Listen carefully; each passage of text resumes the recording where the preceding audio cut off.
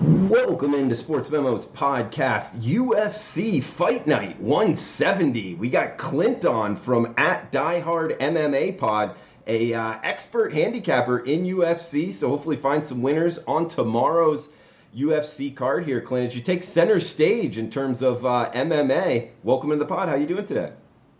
Hey, I'm doing pretty good, Drew. Thank you very much for that awesome intro. I'm pretty excited, MMA is pretty much the only legitimate sport still standing right now, so it's our time to shine, I guess. Absolutely, man. I mean, taking center stage, I'm telling you, the NBA going down, college basketball, March Madness, couldn't believe that they did that. Sure enough, it's UFC probably in the 1 seed, and in Mexican La Liga soccer in the 2 in terms of North American sports, man. Yeah, and I think Bovada's got like virtual camel racing or something like that if you're really dying to scratch that itch. But we're all guns blazing over here for UFC. Bellator actually canceled their Friday night event as well, so it's just going to be UFC for the foreseeable future. So good time for me. All right, man. Well, yeah, Clint taking center stage here. It's Clint Maclean from Phoenix, Arizona here, guys, and on Twitter at Diehard MMA Pod. He does a weekly podcast on Tuesday nights, always published by Wednesday. So check it out if you're a UFC fan, giving out picks, suggestions there. So check it out. And we got 5 fights we're going to be breaking down on this video. So hopefully find a bunch of winners. Got a best bet too. Really 5 best bets, I believe. But either way, let's get right into it. We got top of the card here, and it's an early start, Clint. We got, first off, guys, it's moving from ESPN Plus to ESPN due to a lot of just taking center stage like we're talking about. Also going to noon Pacific. That's all correct, Clint, right? Yeah, that is correct. That's correct. I think the concerns with the coronavirus is that they're going to move forward with this thing, but they just want to get it done and then get out of Dodge. So they're moving it up 2-3 hours. We're going to have a nice early start time, which is fun for me. I always like waking up with fights in the morning, something to bet on. Don't have to wait until, 3-4 p.m. at night to get started. So we're going to get started early, and I love it. We actually have a bet on the very first fight of the night. Absolutely, man. UFC Fight Night 170, ESPN noon Pacific start here. And I believe we got a pick on the first fight and 3 on the undercard. So I'll let you have it, Clint. That's right. I felt like the value mostly is going to be on the undercard this week. The main card lines are pretty tight, but don't worry. We've got something for you for the main event. The first fight of the night, we've got Veronica Macedo taking on Malecki, I believe is the way you pronounce that. Sorry, I'm struggling with the last names here. Hey, it's a Brazilian card. That happens, man. Exactly. So the very first fight of the night, we're just looking for action. We're going to bet on violence. We're going to go under 2.5. at plus 100. It actually looks like that line move may have gone a bit against me, and there's plus 115 out there. So if you're getting the video version of this later on, you're going to get a slightly better line than me. You don't normally want to bet on unders in women's fights that they don't go to the distance. A lot of them tend to go to decision. But what we have here is a striker versus grappler match where we've got Bay making her UFC debut, and she is massive for the division. She's cutting down. She used to fight at 155, I want to say, and she's got a lot of amateur Muay Thai experience, lots of power. She's 3-0 as a pro in MMA. All 3 of those are by finish. Then on the flip side of this thing, you've got Veronica Macedo. She's a high-level Brazilian Jiu-Jitsu black belt, and she should be fighting a weight class down. So she's taking a short-notice fight, a weight class up. She's got experience on her side, but both these girls are finishers. Both these girls go for the kill. And I see this thing ending one of 2 ways, Drew. I think that Veronica Macedo is either going to get the fight to the mat where she has a massive, massive edge and she wins this thing by submission because Bay is just going to be a fish out of water, or because of the size difference, the height and reach difference, Veronica Macedo is going to get bullied. She's going to get pushed around. And when she gets a little bit tired, this is a woman who will be able to crack her right on the jaw. And there's such a size difference here that Bay actually has a full-on 10-inch reach advantage. That's just ridiculous. Absolutely ridiculous. So I don't think this thing goes to the final bell, and getting even money or plus money on it, I love it. And Clint, just a follow up to that, you got Bay as a 10-inch reach advantage, and just sidewise speaking here, she's a pretty decent underdog. You don't normally see that in MMA. Is that surprising to you? I mean, you do see it simply because she's unknown. She's the underdog here because she's 3-0 as a pro. She's gonna make dumb mistakes that a more seasoned veteran fighter isn't gonna make. And Veronica Macedo is a household name. We've seen the kind of damage that she can put out. She's had a bit of a rough run in the UFC, but when she clicks, when she's on, she's absolutely deadly. So I think that, Bay, if you're looking for a side, it's definitely dog or pass. I wouldn't lay this kind of a price on Veronica Macedo, even though she is the more well-rounded fighter. Size eventually makes a difference when it comes to fighting, and that's exactly what we're seeing here. Okay, Clint. So for record-keeping purposes, you're on the under 2.5 at a plus price, right? That's correct. Okay, all right. And we got 2 more on the undercard, so how about those, Clint? So our next fight is going to be a parlay, actually. We're going to do 2 fights back-to-back here. I have got Enrique Barzola and Gilbert Burns. So both these guys are short favorites. When I locked the parlay up, it paid about plus 135, and both the lines have kind of moved. One's gotten a little steeper. The other one's gotten a little better. So it's probably right around the same ballpark if you hit it now, but you might get plus 140 or something on that. So Enrique Barzola is dropping a weight class. He's taking on Rani Yahya. Now, Rani Yahya, he's been in the UFC forever. He's 35 years old, and I just think he's coming to the end of his career. He's a wizard on the mat when it comes to jiu-jitsu, but Enrique Barzola is one of the strongest fighters from 145, and now he, just due to his size, is cutting down to 135. When you see these high-level Brazilian jiu-jitsu guys, the one thing that stops them in fights is high-level wrestling. Barzola's going to be strong. He's going to be powerful. He'll know how to stay out of trouble when this thing hits the mat, and that essentially eliminates what Rani Yahya is going to have as a path to victory. So I like Barzola in that spot, and it's kind of crazy because it's a very similar angle on Gilbert Burns. He's taking on Demian Maia, who's a household name in the UFC and in Brazil especially. He's a hometown hero. There's no hometown advantage here, though, because Burns himself is a high-level Brazilian jiu-jitsu practitioner. He's Brazilian also. So that's one thing. It's nice. We don't have to worry about a judge's robbery or something like that for the hometown guy. Gilbert Burns, since he moved up to 170 from 155, has been an absolute wrecking ball. He's a world-class Brazilian jiu-jitsu player himself. He's 9 years younger than Demian Maia, and even though he's a little bit smaller, I think he's got a much more well-rounded skill set. As long as he can keep this thing standing, he's going to have a massive striking and power advantage. And on the mat, he's, like I said, a world-class Brazilian jiu-jitsu practitioner. So even though Maia is next level, he's taking on a guy that's got arguably comparable credentials and is 9 years younger than him, and he's got a modern-day mixed martial arts wrestling base mixed in there. I think Gilbert Burns is going to be able to keep this thing safe if it does hit the ground. And better yet, I'm hoping it doesn't hit the ground at all, and he just picks Maia apart on the feet for 15 minutes. Yeah, I mean, Clint, that's kind of a fascinating breakdown in terms of them both being kind of Brazilian jiu-jitsu practitioners, also both being from Brazil with no home field advantage there. So kind of a lot going on. And guys, just a reminder here, we got Clint on. Follow him on Twitter. He's got a weekly podcast here in the UFC, Die Hard MMA Pod. It will be in the listing here on the YouTube channel. And remember to click the like button if you're liking it. Also, feel free to reach out on Twitter at Drew Martin Bets or at Die Hard MMA Pod, and let us know any questions, any comments for the noon Pacific Saturday UFC Fight Night 170. Clint, we got the main card next, right? So we've got one more prelim fight. It's going to close out the preliminary card. We've got Brandon Moreno taking on Jussier Formiga. This is a huge step up in competition for Brandon Moreno, and normally speaking, I actually like to fade fighters that are in that position, but in this particular spot, we're going to bet on the dog. He opened up at about plus 160, and this is a good reason to follow me on Twitter because I tweeted him out when he was at plus 160. That line has been smashed all the way down to about plus 140 or plus 135.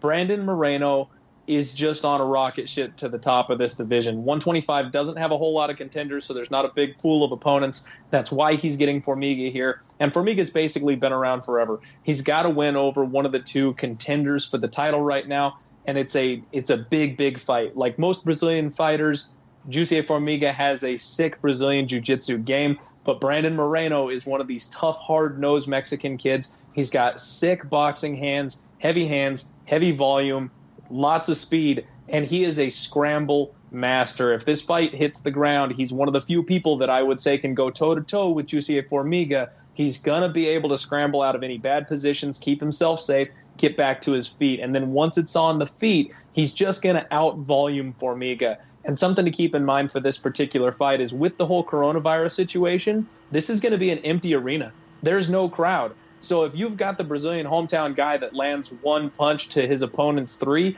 normally the crowd roaring can influence the judges, right, and there's quite a few robberies. That's not going to be happening here. It's just the judges, just the corners, just the fighters. So when you see a guy outlanding his opponent 3-1, you're most likely going to go ahead and score that for him. I think that favors us in this spot. I'm all over the dog here with Brandon Moreno. Man, great breakdown there. And you bring up Formiga from Brazil, right?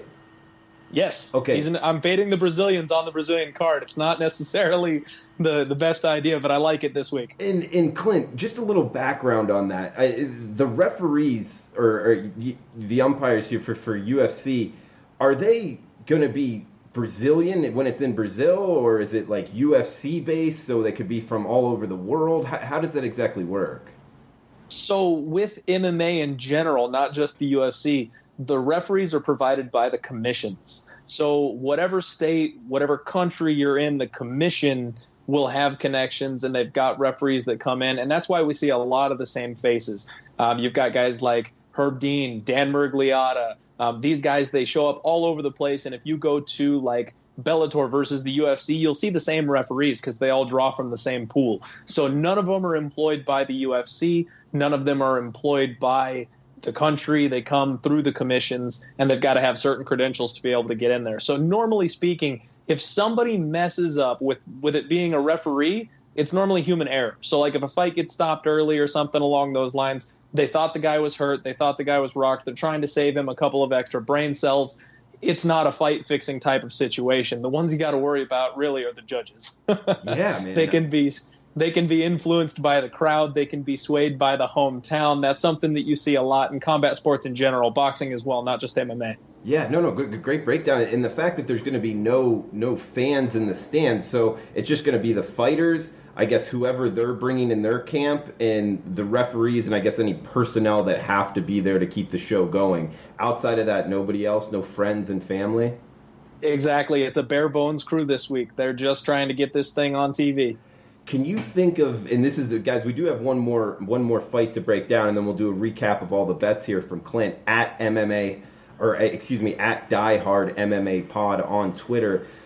Is there any other kind of handicapping angles that you're going to try to use here with no fans being at the stadium, or it's just using this to your advantage in fading the Brazilian?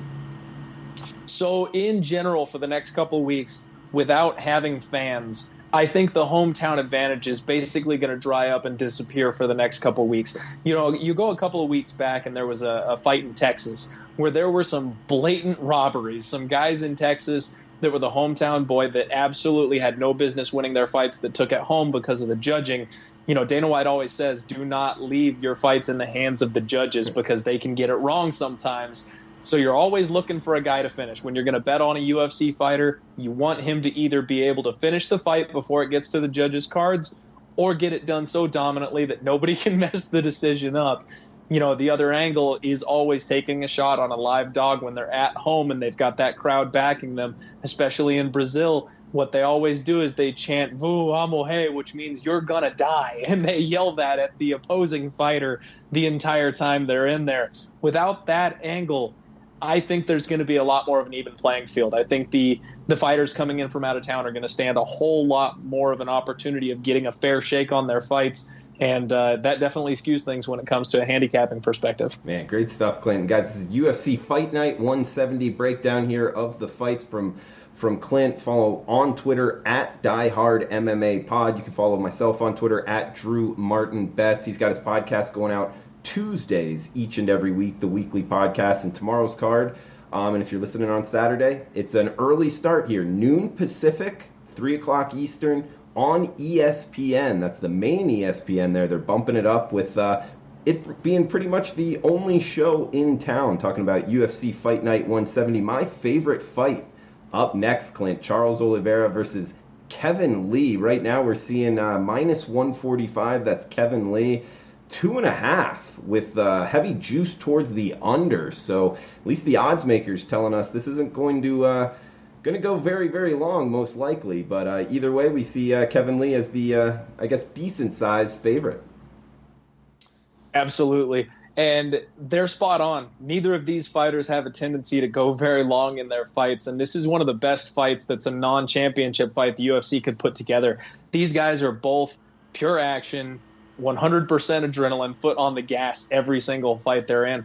Oliveira is the submission leader for the UFC. He's set that record, and he's currently riding a 6-fight win streak. You've got Kevin Lee, who's had a little bit of a spotty run recently. He's 2-3 in his last 5, but he's been fighting nothing but the absolute elite of the elite. And that's where I feel like this thing is going to give us a bit of an edge. So Oliveira, like I said, is on that 6-fight win streak, but he has not been fighting anywhere near the sputtered.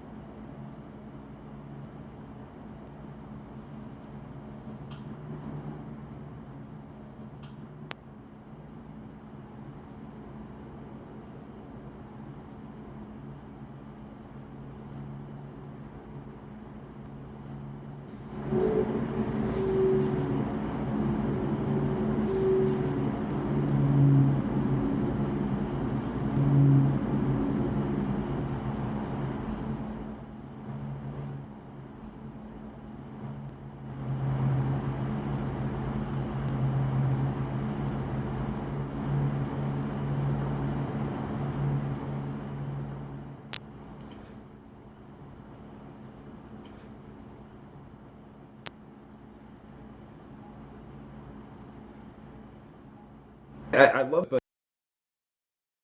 but when you say like it's because he didn't dehydrate, you say that, and obviously you know the sport better than I do. You know the sport better than I do. Prepared and doing the right things along as a negative instead of a positive for more of the kind of amateur.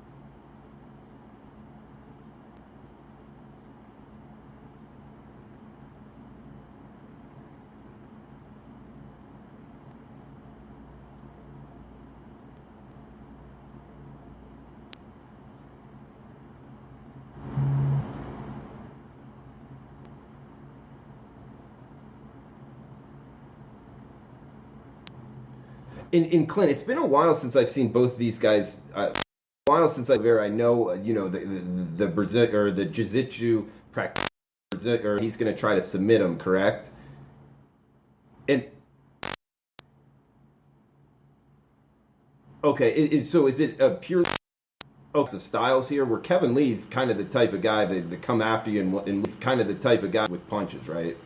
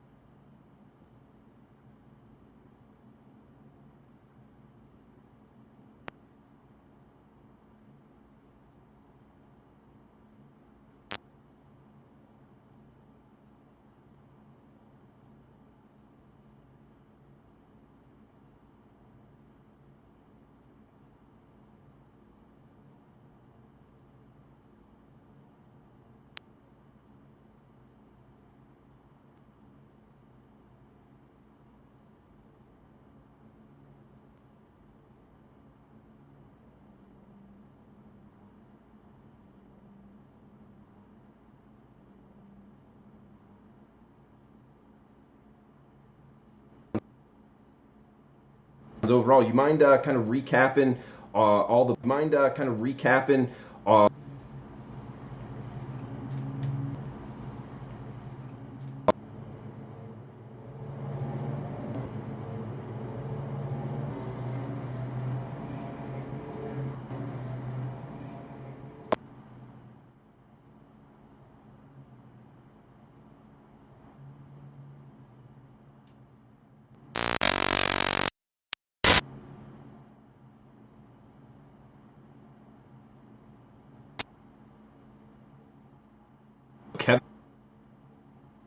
Kevin Lee in if you had to pick or no in if you had to pretty much all of them the same.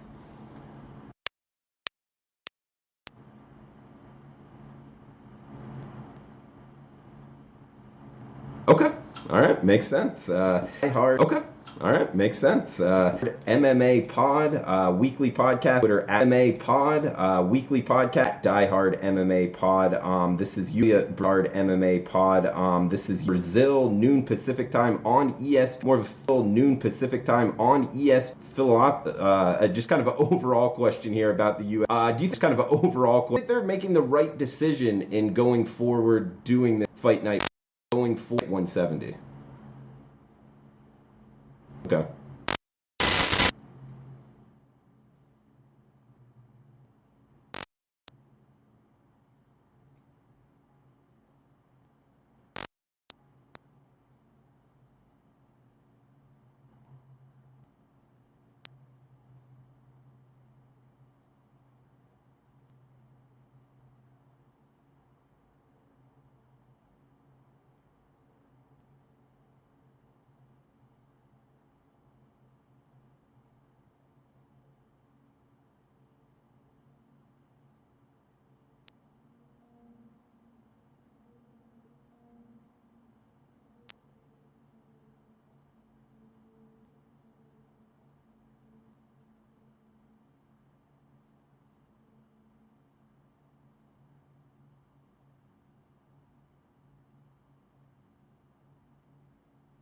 Absolutely. So the UFC's scheduled to go, right?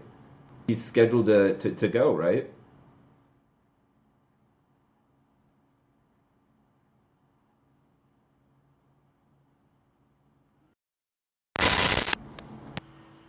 Yeah.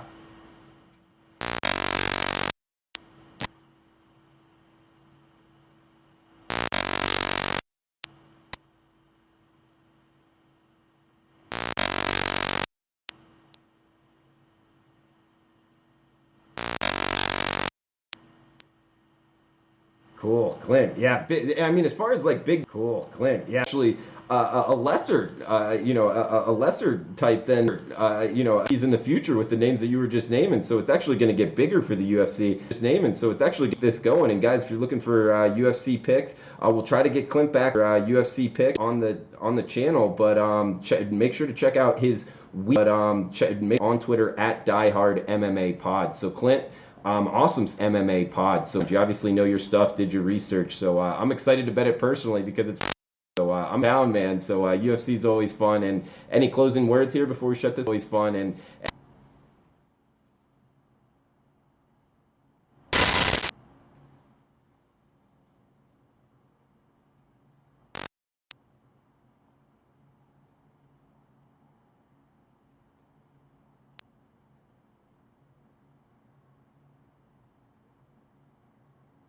yeah, great stuff, Clint. Best of luck, man, and stay safe.